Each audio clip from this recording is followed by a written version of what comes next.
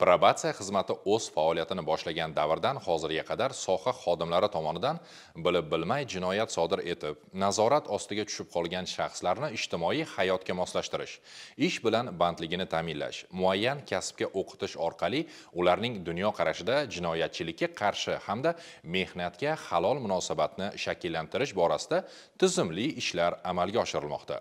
Buloqboshi tumanidan tayyorlangan lavha bilan muxbirimiz mavzuni davom ettiradi. Axloq tuzatish ishlari jazosi tayinlangan nazorat ostidagi shaxslarning xulq-atvori ustidan ta'sirchan nazorat olib borish, jinoyat sodir etish xavfini barvaqt aniqlash kabi profilaktik tadbirlarni tizimli amalga oshirish maqsadida Buloqboshi tumani ichki ishlar bo'limi jamoat xavfsizligi xizmati, probatsiya guruhi hamda jinoyat ishlari bo'yicha Buloqboshi tuman sudi hamkorligida navbatdagi tadbir tashkil etildi.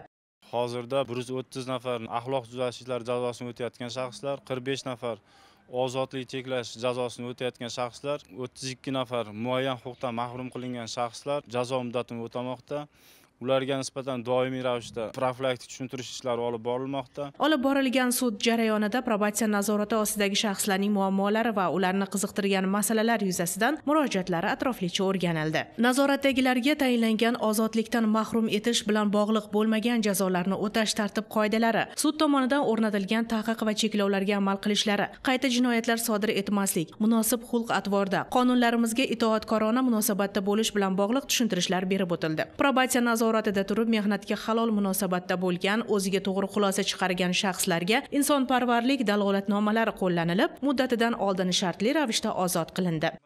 Buloqboshi tuman ichki ishlar bo'limi hamda jinoyat ishlar bo'yicha Buloqboshi tuman sudi tomonidan probatsiya hisobida jazo muddatini o'tayotgan shaxslar o'rtasida sayyor sud o'tkazildi. Ushbu sayyor sudda 14 nafar shaxslarga nisbatan kiritilgan taxminoma qanoatlantirib, ularga jazosi namunali o'talganligi sababli muddatdan ilgari shartli ravishda ozod qilindi. Nazoratdagilar ayniqsa yoshlarni qiynab kelayotgan muammoli holatlar, ularning yashash tarzi, turmush sharoiti va oilaviy muammolari ham o'rganilib, bu borada ularga har tomonlama ko'maklashish zarurligi yuzasidan mutasaddi idoralar vakillari bilan o'zaro hamkorlikka kelishib olindi. Jinoyat ishlari bo'yicha Buloqboshi tuman sudiga kiritilgan taqdimnomalar to'liq qanoatlantirildi. Shuningdek, ichki ishlar bo'limi tashabbusi bilan probatsiya nazoratidagi shaxslar uchun mehnat yarmarkasi ham tashkil etilib, unda tuman bandlik bo'limi boshchiligida davlat va xususiy tashkilotlar bo'sh ish o'rinlari bilan qatnashdi.